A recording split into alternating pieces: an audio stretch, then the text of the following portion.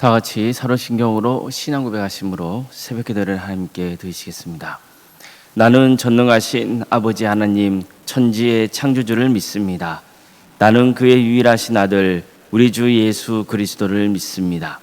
그는 성령으로 잉태되어 동정녀 마리아에게서 나시고 본디오 빌라도에게 고난을 받아 십자가에 못 박혀 죽으시고 장사된 지 사흘 만에 죽은 자 가운데서 다시 살아나셨으며 하늘에 오르시어 전능하신 아버지 하나님 우편에 앉아 계시다가 거기로부터 살아있는 자와 죽은 자를 심판하러 오십니다. 나는 성령을 믿으며 거룩한 공교회와 성도의 교제와 죄를 용서받는 것과 몸의 부활과 영생을 믿습니다. 아멘. 찬송가 515장 찬양하시겠습니다. 찬송가 515장입니다.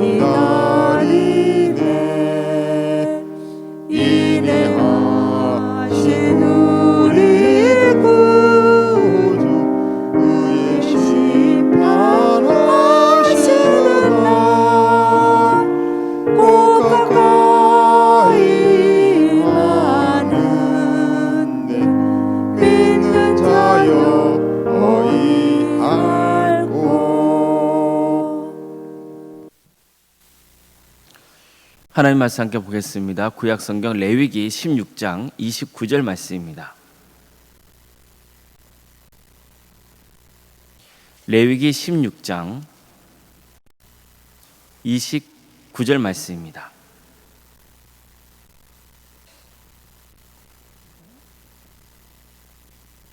레위기 16장 29절 말씀을 함께 읽겠습니다. 너희는 영원히 이 규례를 지킬지니라.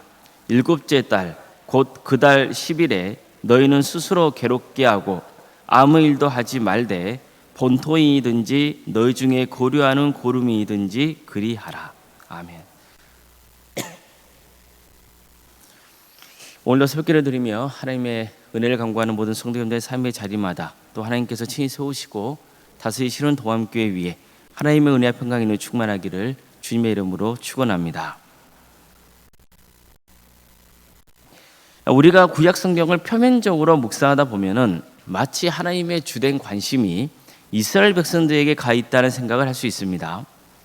실제로 이스라엘 백성들은 선민의식이 아주 강한 민족이죠.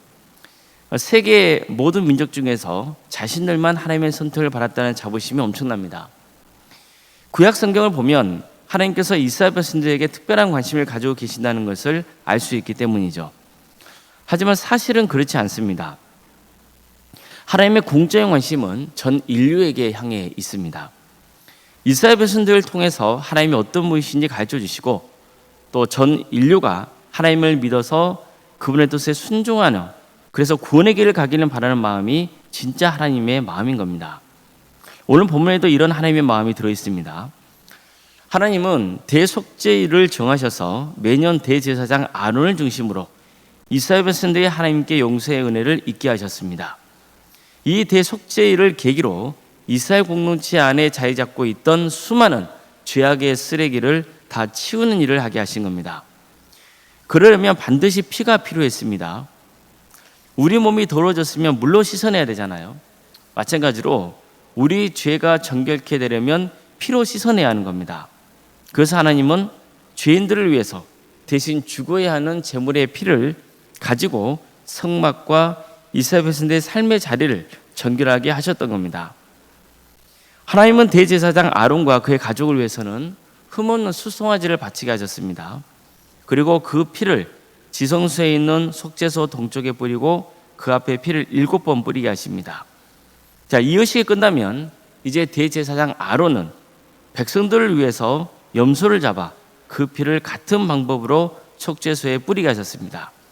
그리고 미리 준비한 또 한 마리의 염소를 가져다가 안수를 하고 그 염소를 광야로 내보냈습니다. 하나님은 이 의식을 영원히 지키라고 명하셨습니다. 그리고 이렇게 말씀하시죠. 일곱째 달 곧 그 달 10일에 너희는 스스로 괴롭게 하고 아무 일도 하지 말되 본토이든지 너희 중에서 고려하는 고름이든지 그리하라. 자, 보십시오. 이 말씀을 보면은 대속죄일에 참여할 수 있는 사람은 이스라엘 백성만 해당되는 게 아니죠. 그들과 함께 거류하는 타국인도 대속죄일에 참여시키라, 이렇게 명하십니다. 이스라엘 백성이 애굽에서 나올 때는 그들만 나온 게 아니에요. 사실 다른 민족도 일부 포함되어 있었습니다. 이스라엘 자손이 람셋을 떠나서 숫곳에 이르니 유아 외에 보행하는 장정이 60만 가량이요 수많은 잡족과 양과 소와 심지어 많은 가축이 그와 함께 하였으며. 자, 이 말씀은 이스라엘 백성들이 출애굽할 때의 장면을 전하고 있는 거예요. 그런데 보십시오. 여기에 어떤 민족이 들어가죠? 잡족이라 그래요. 그런데 이 잡족이 뭐냐면은 이스라엘 백성 외에 다른 여러 민족이라는 뜻이에요. 이처럼 사실 출애굽의 역사는요, 엄밀하게 말해서 이스라엘 백성들만 하나님께 구원의 은혜를 누린 게 아니라는 것을 보여주는 거예요. 이스라엘 백성들이 주류인 건 맞아요. 그러나 그들 중에는 다른 여러 이방 민족도 섞여 있었고 이들도 이스라엘과 함께 해방의 기쁨을 만끽했던 겁니다. 그리고 대부분은 이스라엘 백성과 함께 지냈어요. 게다가 이들 중 대다수는 이스라엘 백성도 남자라면 무조건 받아야 했던 할례 의식에 참여하게 되었습니다. 너희와 함께 거류하는 타국이니 여호와의 유월절을 지키고자 하거든 그 모든 남자는 할례를 받은 후에야 가까이 하여 지킬지니 곧 그는 본토인과 같이 될 것이나 할례 받지 못한 자는 먹지 못할 것이니라. 자, 이 말씀을 보면 이미 이스라엘은 할례 의식에 참여한 다른 민족과 함께 유월절 의식도 지켰다는 것을 볼 수 있죠. 이처럼 하나님은 이스라엘 백성들만 구원해 주신 게 아니에요. 또 이스라엘 백성들만 유월절 의식에 참여하게 하셔서 하나님의 뽑으신 구원의 은혜를 되새기게 하지도 않으셨어요. 비록 이방인들이라 해도 하나님의 뜻에 순종하는 자는 하나님이 품으셨습니다. 그들로 이스라엘과 동일하게 구원의 축복을 누리게 해주신 거예요. 따라서 오늘 본문에서 이스라엘만 아니라 함께 고려하는 이방 민족도 대속죄일에 참여하게 하신 것은 이스라엘 백성들 입장에서 이건 있을 수 없는 일이다. 왜 하나님이 이런 명령을 내리시냐? 그렇게 볼 수 없었단 말이에요. 하나님이라면 충분히 그런 명령을 내릴 수 있는 분이라는 것을 잘 알았기 때문입니다. 그 뒤에 계속해서 이어지는 구약 성경의 말씀도 마찬가지입니다. 예를 들어서 하나님께서는요, 선민의식이 아주 투철했던 요나에게 이렇게 말씀하세요. 내가 수고도 아니하였고 재배도 아니하였고 하룻밤에 났다가 하룻밤에 말라버린 이 박농코를 아꼈거든. 하물며 이 큰 성읍 니느웨에는 좌우를 분별하지 못하는 자가 10만 명이니 가축도 많이 있나니 내가 어찌 아끼지 아니하겠느냐. 하나님이 이 말씀을 하시기 전에 요나에게 니느웨에 가서 회개를 선포하라고 말씀하거든요. 하나님은 심판하시라고 전화를 하신 거예요. 앞으로 40일이 지나면 니느웨 성이 망하게 될 것이다. 그것을 전화를 하신 거예요. 그런데 요나는 어떻습니까? 한 번에 따릅니까? 안 따릅니까? 안 따라요. 왜냐하면 요나 입장에서 니느웨는 마땅히 망해야 할 민족이거든요. 이스라엘 백성들의 괴롭힌 민족이기 때문이에요. 그런데 만약 회개를 선포했는데 그에 따른다면 어떻게 되겠어요? 그래서 처음에 요나는 하나님 뜻을 거역했죠. 하지만 어쩔 수 없이 회개를 선포해야 했어요. 그랬더니 어떤 일이 보여집니까? 진짜로 니느웨 성이 회개하기 시작하는 거예요. 모든 민족이 회개했어요. 이 회개의 역사에 왕도 동참을 하거든요. 요나는 이런 상황이 벌어지면 분명히 하나님께서 그들에게 용서의 은혜를 베풀 것이라는 것을 알았어요. 그래서 심판을 기대했던 자신의 뜻과는 정반대해서 화가 머리 끝까지 난 거예요. 하나님이 어떻게 행하시나 보려고 어떻게 합니까? 초막을 짓고 거기 머물러 있었어요. 이때 박넝쿨이 요나의 그늘이 되어줬죠. 그냥 잠시 후에 하나님의 벌레가 박넝쿨을 다 갉아먹게 하셔버리죠. 이 때문에 요나는 또 화가 나요. 그래서 하나님께 죽여달라고 호소하죠. 그랬을 때 하나님이 요나에게 이런 말씀을 주신 거예요. 내가 그렇게 박넝쿨을 귀하게 여기고 아꼈거든. 내가 저 니느웨 백성들을 긍휼히 여기고 아끼는데 뭐가 잘못되냐는 거예요. 이걸 통해서 하나님은 요나의 선민의식을 깨트리고자 하신 거예요. 그래서 진짜 하나님의 마음이 어디에 향해 있는지를 가르쳐 주셨던 거예요. 그것은 이스라엘만 아니라 모든 민족의 구원이라는 겁니다. 하나님이 전 인류를 구원하고자 하신다는 것, 그것을 잘 보여주는 가장 놀라운 사건은 뭡니까? 하나님의 아들이신 예수님이 이 땅에 오셔서 모든 인류의 죄를 대신 지고 십자가에 달려 죽게 하신 겁니다. 이제 누구든지 삶을 회개하고 예수를 믿으면 구원의 은혜를 베풀어 주시겠다고 약속하신 거예요. 이게 복음이잖아요. 그 복음을 믿었던 바울도 이렇게 선포했던 거예요. 내가 만일 내 입으로 예수를 주로 시인하며 또 하나님께서 그를 죽은 자 가운데 살리신 것을 내 마음에 믿으면 구원을 받으리라. 사람이 마음을 믿어 의에 이르고 입으로 시인하여 구원에 이르니라. 성경에 이르되 누구든지 그를 믿는 자는 부끄러움을 당하지 아니하라니 유대인이나 헬라인이나 차별이 없습니다. 한 분이신 주께서 모든 사람의 주가 되사 그를 부르는 모든 사람에게 부여하시다. 누구든지 주의 이름을 부르는 자는 구원을 받으리라. 하나님의 구원 역사는 차별이 있습니까? 없습니까? 없는 거예요. 사실 우리에게도 그런 차별이 있을 수 있어요. 저 사람이 어떻게 구원을 받을까? 그런 대상이 우리에게 있을 수 있거든요. 그런데 하나님의 구원 역사에는 차별이 있습니까? 없습니까? 없어요. 하나님의 구원 역사에는 차별이 없습니다. 대속죄일도 마찬가지예요. 하나님은 이스라엘 민족만 아니라 그들과 함께 사는 고려민들도 모두가 대속죄의 의식에 참여할 수 있게 하셔서 그들도 죄를 회개하고 하나님의 베푸시는 구원의 은혜에 참여할 수 있게 하신 겁니다. 이런 하나님의 구원 역사는 지금도 계속되고 있는 거예요. 이제는 예수님을 통해서 인류에게 구원의 은혜를 베푸고자 하시는 겁니다. 우리 모두가 차별이 없는 하나님의 사랑을 깨닫기를 바랍니다. 또한 우리 안에 혹시 나 자신도 누군가를 차별하고 있는 건 아닌가? 그것을 돌아볼 필요가 있는 거예요. 하나님의 구원 역사에는 차별이 없어요. 그래서 내가 누군가를 차별하고 있다 그러면 그 자체가 뭐냐면 하나님의 구원 역사에 동참하지 않고 있는 거예요. 어느 누구도 예외가 될 수 없어요. 하나님은 모든 사람을 품고자 하시는 구원의 역사를 베풀고 계시는 겁니다. 그래서 주 예수 그리스도의 이름으로 모두가 구원의 은혜를 누리는 것, 그게 하나님의 뜻임을 알고 우리도 예수 그리스도의 이름으로 구원의 은혜를 입고 모든 인류가 그 구원의 은혜에 동참하기를 바라는 그런 마음을 품고 살아가시는 모든 주님의 자녀가 되시기를 주의 이름으로 축복합니다. 기도하겠습니다. 사랑하는 하나님, 감사드립니다. 우리에게 구원의 은혜를 베풀어 주시고 하나님의 자녀를 삼아 주신 그 크신 은혜에 감사를 드립니다. 하나님의 구원의 역사에는 그 어떤 차별도 없습니다. 그 어떤 차별도 없기에 하나님께서는 저희를 택하시어 구원의 은혜를 베풀어 주신 줄 믿습니다. 주님, 하나님의 구원의 역사가 땅끝까지 이루어지기를 소망합니다. 모든 인류가 예수 그리스도를 주로 고백하고 주님 앞에 나오는 역사가 있기를 소망합니다. 이를 위해서 우리 도함교회가 귀하게 쓰임받기를 소망합니다. 이 교회를 통해서 많은 영혼들이 예수님 믿고 구원받는 역사가 있게 하여 주시옵소서. 우리 안에 어떤 차별이 존재하지 않게 하여 주시옵소서. 그래서 모든 사람이 하나님의 구원의 은혜를 누릴 수 있음을 깨닫게 하여 주시고, 그래서 우리 도함교회가 하나님의 마음을 품고 땅끝까지 복음을 증거하여 헌신하는 거룩한 교회가 되게 하여 주시옵소서. 이를 위해서 우리 성도 한 사람 한 사람을 주님께서 세워주시옵소서. 또 도용자를 보내주시옵소서.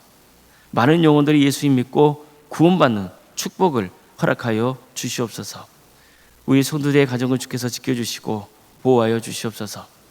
유체인 질병 가운데 고통당하는 성도들을 주께서 기억하여 주시고 회복과 치유 역사를 허락하여 주시옵소서. 여러 형편 가운데 주님 앞에 간구하는 성도들의 가정이 있습니다. 주님 도와주시고 함께하여 주시옵소서. 주님, 교회 나오고 싶어도 여러 형편 가운데 나오지 못하고 있는 성도들이 있습니다. 그들의 형편을 주께서 기억하여 주시고 그들의 머무는 그 자리가 하나님의 영이 충만히 임하는 자리가 될 수 있도록 인도하여 주시옵소서. 믿음의 자리에서 떠나지 않도록 그 믿음을 굳건히 지켜주시옵소서. 끝까지 구원의 은혜를 누릴 수 있도록 주께서 함께하여 주시옵소서.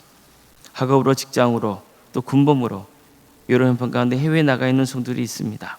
어디에 머물러 있건 하나님께서 안전을 지켜주시고 그들의 삶을 주관하시며 다스려 주시옵소서. 자녀의 잉태를 바라는 가정이 있고 또 출산을 앞둔 가정이 있습니다. 주님, 은혜 중에 출산을 잘 마칠 수 있도록 주께서 인도하여 주시옵소서. 생육과 본성의 축복이 차고 넘치는 도함의 제단이 되게 하여 주시옵소서.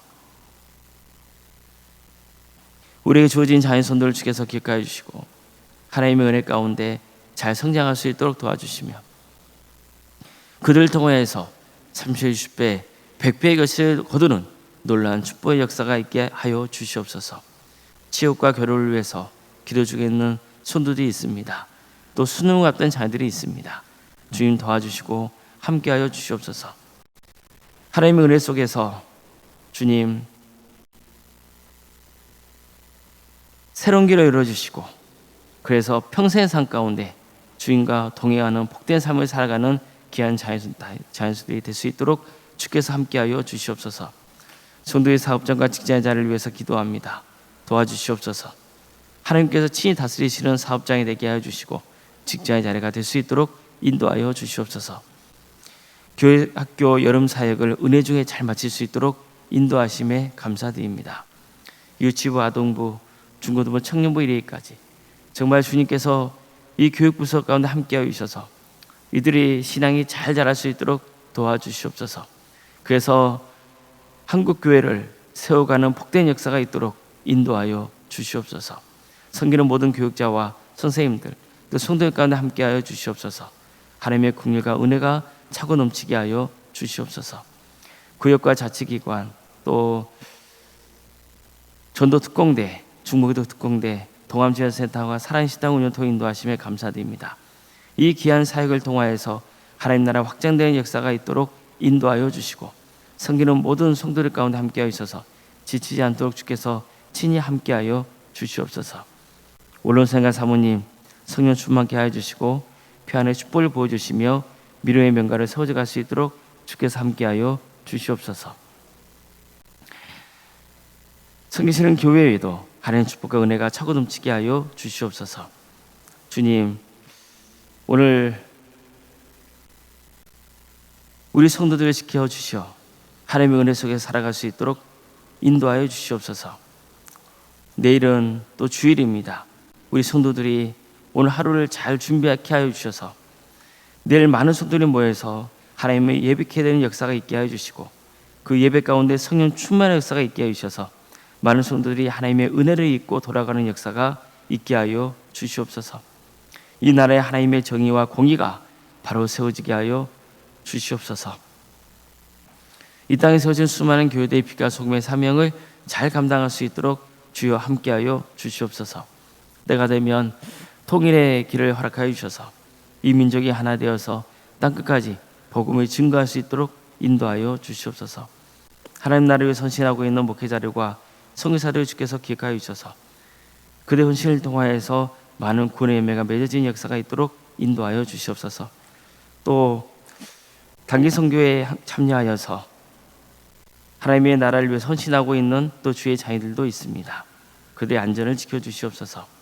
우리 도함교회로 때가 되면 해외 선교를 할 수 있는 기회를 허락하여 주셔서 이를 통하여서 더욱더 하나님의 은혜를 입고 또 선교하는 복된 교회로 세워져 갈 수 있도록 인도하여 주시옵소서.